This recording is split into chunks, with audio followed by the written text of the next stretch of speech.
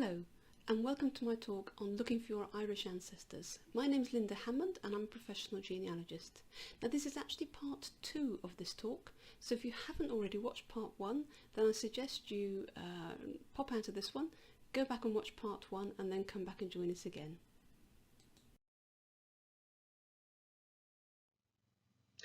So as I said in the first part of this talk, the normal records you'd look at to research your ancestors are the same for Irish ancestry. We've already looked at the first 2, so now it's time to look at the rest of the list. So let's start by looking at the census records. The 1813 census, the very first one, was deemed useless due to so many flaws in the enumeration process and was destroyed. The 1821 to 1851 returns were mostly destroyed in the PRO Dublin fire in 1922. The 1861 census had all the statistical data extracted and was then destroyed. In fact, only one return survived, and that is for Enniscorthy in County Wexford, and that is only for Roman Catholic families. The 1871 census, taken a decade later, fell to the same fate, and the only thing that survives is a transcription for one parish in County Meath. The 1881 and 1891 censuses didn't fare any better. Due to a paper shortage during World War I, both sets of original returns were pulped completely and no returns have survived from either census. Now this is probably the worst period to lose, as many Irish emigrated at this time, and so this can hinder your chances of linking back to your Irish ancestors before they left. Thankfully, the good news is that the 1901 and 1911 returns have survived in the entirety, and they've been digitised, free to view online on the National Archives of Ireland website. So looking forward, there was no census taken in 1921 due to the Civil War raging, but 2 censuses were taken in 1926. But don't get too excited. The one for Northern Ireland was destroyed during World War II, and the one for Southern Ireland is due to be released in 2027 unless campaigners get their way for an early release. There is a little bit of good news though. Fragments of the census from 1821 to 1851 have survived. So for example, if your ancestors lived in Carvan in 1821, there are over 160,000 surviving entries. Now those early census returns do not yield as much information as the later ones, but you can still expect to find names, ages, relationships and occupations. So let's have a look at the 1901 and 1911 census and see how we go about searching the indexes. Now for those of you who have seen my first talk, you remember we found out about Sarah Almira Chisholm, my great-grandmother, and it's her I'm going to look for now in 1911 when she would have been living in County Leitrim. So we enter her name and the county and click on search. Well, that doesn't look very good, does it? No results. Well, I know she was there, so let's adapt the search to take out her forename and just choose females. Right, so now we have 5 results, and one of those, Myra, looks like it might be Our Lady. So let's click on this entry. And here we have the household transcription, detailing everybody, their ages, etc. Now below you'll see that you can also view the actual census entry and the image itself. So we'll click on that and let's see what we find. Yep, we have the original return for number 92. Compared to the transcript, we can glean a little bit more about the family. Column 4 tells us that all apart from little Rupert, my grandfather, can read and write. And we also know now the occupations of the family. So we have 2 of the boys, they're chemist assistants. And we know that Myra was a widow. We can also see where everyone was born. Now that's not the only information we can find out about the family and their housing situation.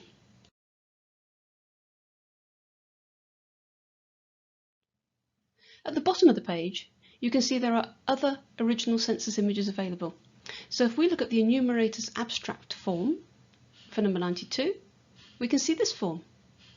The last line is for household number 92, so there are some corrections, but basically we see that the house is inhabited and that 4 males and 2 females live there, all of which are Church of Ireland. Then the next form available was the house and buildings return. So line 2 shows the entry for household number 92, and this tells us that the building is already built. It's shown as a medical hall with 2 out offices and is inhabited. And the next section tells you about the construction of the walls and the roof, and tells us also that there are 10, 11 or 12 rooms in the house. In the building, there are also 5 windows on the front of the house. Myra Harman is given as the head of the household, and we see that 10 rooms are occupied by the family of 6 on the return night, which was taken on April the 5th. Now, why might all that information be important? Well, apart from the fact it gives you an idea of your ancestors' living standards compared to others around them, it can also be invaluable if you have a photograph of a house you're trying to identify. So there was one last form to view, and that was the out offices and farmsteadings return. Now, line 2 shows us number 92 household, so we see that those 2 outbuildings mentioned earlier were a stable and a coach house. So both the 1901 and 1911 census are searchable in this way on the National Archives of Ireland website, along with all those census fragments as well. But there are also a plethora of other records, including what I would call census substitutes, to help you over these times when the census returns haven't survived. Probably the most well-known of these is Griffiths' Valuation of Ireland, named after Richard Griffiths, who carried out the assessment with his valuers. They travelled around Ireland, a county at a time, assessing the value of the properties. This is available to access free online at askaboutisland.ie. So, as you can see, you can search by name or place. The information you will get is not like that of a census, as you'll see later, so let's take a look at what a page looks like. So here we have the page for my great-grandfather, Edward Chisholm, who lived in Sligo. It gives us limited information, but we can click for more details. And we can see that Edward is renting from John Wynne and that the property consists of houses, office and yard to the value of £12. So only the head of household is shown, not the whole family, but it can help you identify if your ancestors were still living in an area and also other families that may be living nearby. We can also view the page from the valuation. Here we see Edward Chisholm and the details we saw in the transcript. There's also an option to view maps of that time overlaid with a modern map, thus allowing you to identify where your ancestors may have lived in relation to the town today. So here we click on Maps.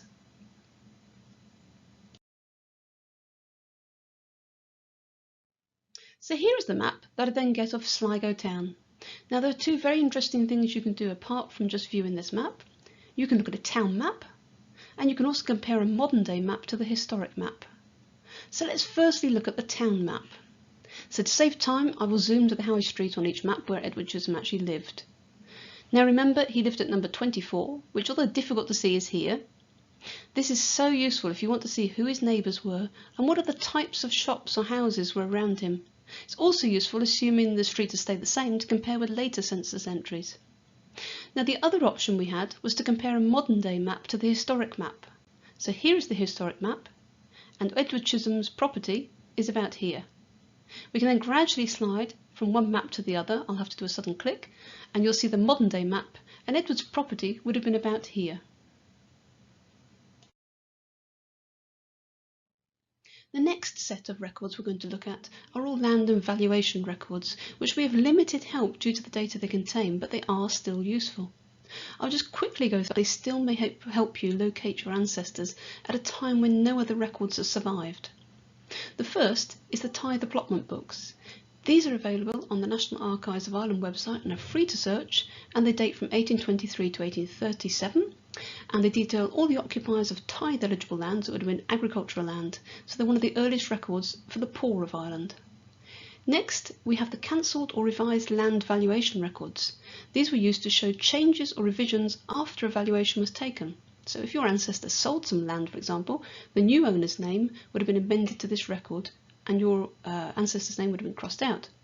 When the books were so full that no other entries could be added, it would be marked as cancelled, hence the cancelled books, and a new book would have been started. The Republic of Ireland are only viewable at the Valuations Office in Dublin. We also have the Valuation Office books which precede Griffiths' valuation, and they cover 1824 to 1856, and these again are freely searchable on the National Archives of Ireland website. Alongside these records, it may be useful to access some historical maps. Now, due to time restraints today, we don't have time to go through these, but the details of these sites are all listed in the handout. One last set of records we couldn't overlook is the census search forms, or as they're sometimes called, the Irish pension records. The Old Age Pensions Act of 1908 came into law in January 1909. Here's a list of the holdings of both PRONI and the National Archives of Ireland, and how to access these records. Now, during the first 3 months of 1909, over 261,000 applications were made in Ireland. So if we think about this, a pensioner in 1909 would have had to have been born before 1839. Now, there were no civil registration of births in Ireland before 1864, so you couldn't just produce your birth certificate. So how were the authorities to substantiate all these claims? Well, the 1841 and 1854 censuses were not destroyed until 1922, so they were still in existence in 1909, and they were used to provide documentary evidence of the claimant's age. The claimant had to provide their parents' names and details of their residence in March 1841-51, and the pensions officers then sent off a Form 37 to the PRO in Dublin. They would check the details against the said censuses, and if the details could not be verified, then the form was simply returned with not found or no trace written on it. But these Form 37s have survived in some areas. So here is the search form. Now I'm going to look for a Jane Shaw in County Cavan. So we have two possibilities which actually both relate to our Jane. As the first has more detail, I'll select this one. So here are the results, and as we can see, 3 family members have been listed at the bottom of the page. Now let's click on the image. So the top half of the form gives us Jane's name and address, and her parents' names with their likely address in 1851. The bottom half is more interesting though. Here we see that the search was carried out, but no return was found for Jane. However, on the left-hand side it says, as already informed, a census return for a family of Samuel and Charlotte Shaw was found, but the name of the child Jane did not appear on the form. The children shown on the form are William, Robert and Thomas. Jane was in all probability not born at that time. You should therefore apply to the local clergyman for a certificate of baptism. So the 3 children, William aged 4, Robert aged 2 and Thomas aged 6 months, are shown on the form. We know the census was taken on 30th March 1851, so presumably Jane was born after that date. The next set of documents which are extremely important are gravestones and wills and probate. So if you're looking to locate your ancestor's last resting place, some websites are specifically Irish, and you'll find these detailed in the handout. There are numerous websites, so we'll just have a look at a few here.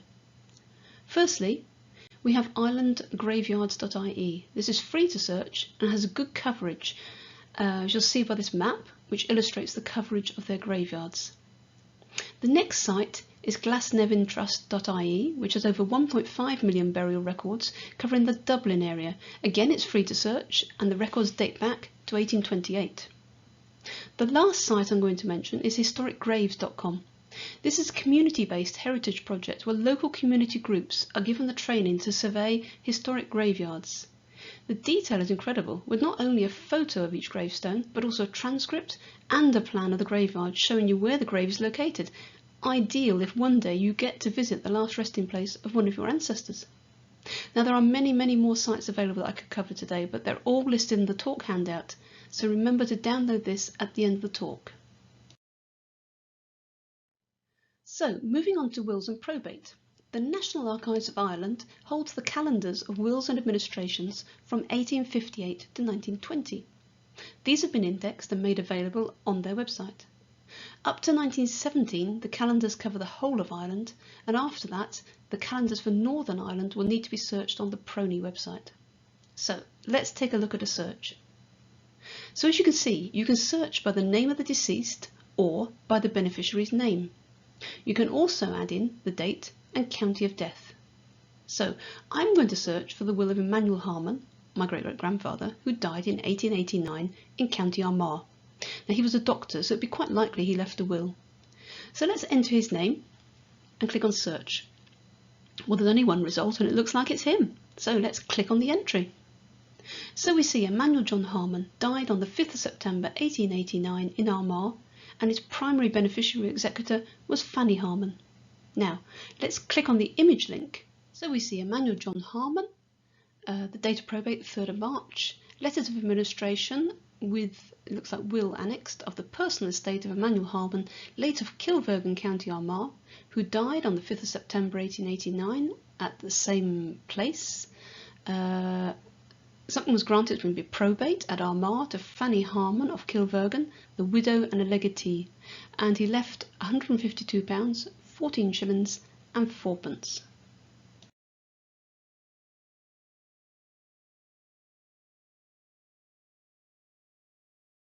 Now, another site which contains a lot of wills and probates is Find My Past. The link in your handout will take you to the page which lists all their holdings which relate to wills and probate. So let's take a look at one of these, the original wills register, 1858 to 1920.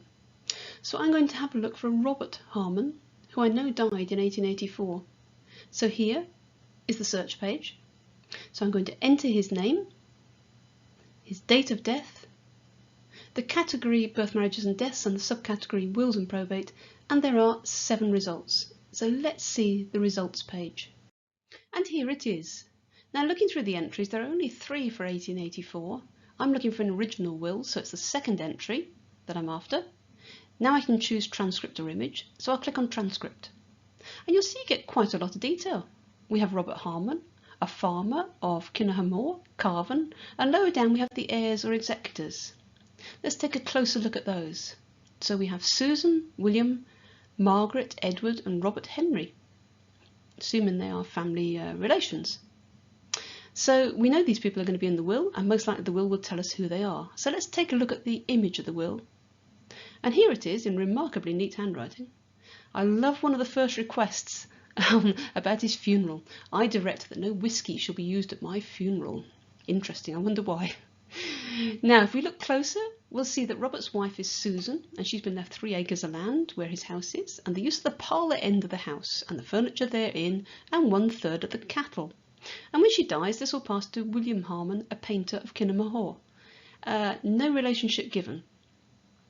He also bequeaths his daughters Anne, £30, and her bedroom furniture, Margaret, £20, and his sons Edward and Robert Henry, £10 each, and his brother 5 shillings.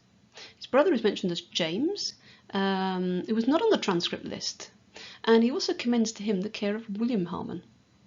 So always view the actual image, even if it's difficult to read, as the transcript cannot be relied on to give all the names mentioned, nor does it give you their relationship to the deceased. So moving on, we're now going to look at newspaper archives.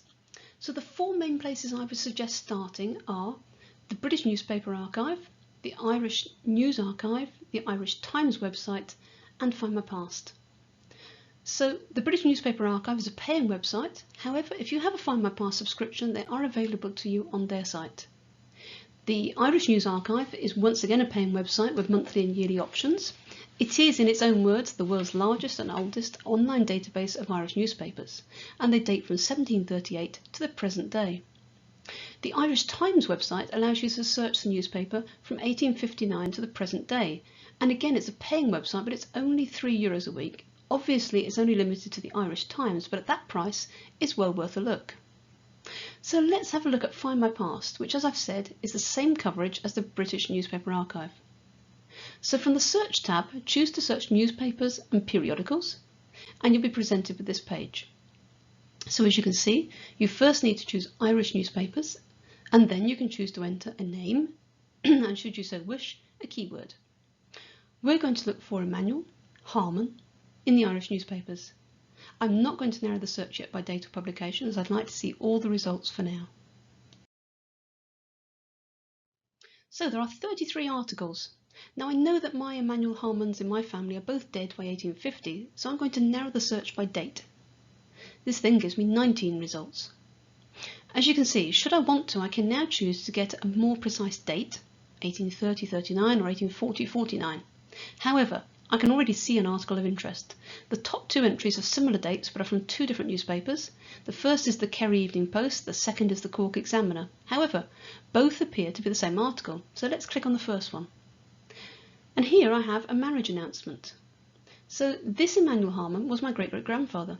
And it's nice to see that we have things like the eldest or the 3rd son, which gives us an indication where those children came in the family structure. Most of those 19 entries are actually marriage announcements of various children, but one of them is actually to do with something called the Listowel Registry, and it gave an alphabetical list of people applying to be registered at the sessions of the peace in Listowel in 1837 to enable them to vote. So let's take a look. Here we see Emmanuel Harmon of Tarbert in the county of Kerry, Bridewell Keeper, which was the jail keeper, as a freeholder in respect of lands situated at Riverton in the parish of Kilnorton in the barony of, and I'm not going to try and pronounce that word, in the county of Kerry, £20. And the second entry is for the same person, but as a leaseholder in respect of lands situated in the same place. So they're both related to my great-great-grandfather, and they give me the detail that he was the bridewell keeper and information on the lands that he owned. So hopefully you can see that newspapers are not just useful for birth, marriage and death announcements, but also for a variety of reasons, including voting lists, local events, news articles, quarter sessions or court cases, as well as many other things. So the next set of records I'd like to look at is street and trade directories. Now, many directories are available online free to view, and in the handout I've given you links to both Irish Almanacs and S. Wilson, which have links to hundreds of said directories. The sort of things you will find are this page from Slatter's commercial directory in 1846 for Tarbert. Now this is where Emmanuel said he was the bridewell keeper, so you will often get a description to the village or town, and this really gives you an idea of the place where your ancestor lived. Here we see that Tarbert is a small market town. It details its situation and amenities and gives you a description of the parish church. It then goes on to list the gentry and clergy, schools, and then all the trades in the town. I actually need to go to the second page to find what I'm after. Now there are two interesting entries. The first is Emmanuel John Harmon, apothecary at Pound Street. This was actually my great-great-grandfather. But also we have another entry, and it's the bridewell keeper at Store Road, named as Robert Harmon. I actually don't know who this is yet, but Robert and Emmanuel are common names all down the Harmon line, so it could well be his brother. I love directories. They give you such an insight into your ancestors' life, their occupations, where they lived, and what that place was like. They are definitely a go-to resource for your research. The last set of records we're going to look at today is passenger lists. Now, if you know that your ancestors were immigrants, then this is somewhere you should definitely look. Even if you don't know if they immigrated from somewhere, look anyway. You never know what you might find. So, passenger lists can be found on a variety of sites, and it's worth checking them all, as they all contain different lists. Roots Ireland has a comprehensive list, and irishgenealogy.ie holds a list of resources. We then have FamilySearch, Find My Past, and Ancestry, all with their collections of lists as well. And lastly, Joe Bain's Bibliography of Books is also a valuable resource. So let's take a look at one of those sets of records, the passenger list leaving the UK from 1890 to 1960, and this is on Find My Past. So we can just search for a person, or if we know their year of birth or departure year, we can include that, and even destination, port or country, but normally we don't know these things, and that's why we're searching after all. So let's put in a search for Robert Harmon. Not going to enter any further details, so this yields us 86 results. As you'll see, the search results give us the birth year, the departure port and year, and the destination port and country. Now we do need to be a little bit open here. Even if your ancestor came from Ireland, they most likely left from England or Scotland. So the fact that we have Liverpool, Glasgow and Southampton here doesn't mean they weren't from Ireland originally. Also, the destination port may not have been their final place of residence. I have one Harmon, for example, who landed in Canada, crossed the border into the US and lived out his days there. So let's take a look at a typical image. We'll choose the first entry as it's the oldest one on here. So here's the passenger list, and you'll see it gives us the name of the person, their occupation and their age. There's no relationships given, so it's difficult to know if any of the passengers are related in any way, even if they have the same name. Our Robert Harmon is further down the page, and as you can see, he's a gentleman aged 46. There's no one else named Harmon with him, so there's minimal information there. To give you another example, I carried out a search for my infamous Emmanuel Harmon, and I found him in May 1865 on a passenger list travelling from Liverpool to New York. Here's Emmanuel Harmon, aged 18, from Ireland, and he's an apothecary.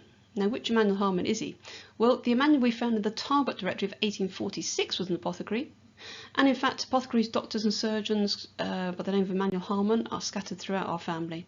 But this can't be the same one as we found, as it's 19 years after the Trade Directory entry, so this 18-year-old Emmanuel Harmon could well be his son or another relation. But this is how things start to link together and build your family tree exponentially. Well, I'd like to thank you for joining me today for the second part on our talk about Irish records. I hope you found it useful. We've certainly had to whiz through the records due to the limited time, but you'll find the handout contains all the links you'll need and extra information that couldn't be shown in the talk itself, so please remember to download it.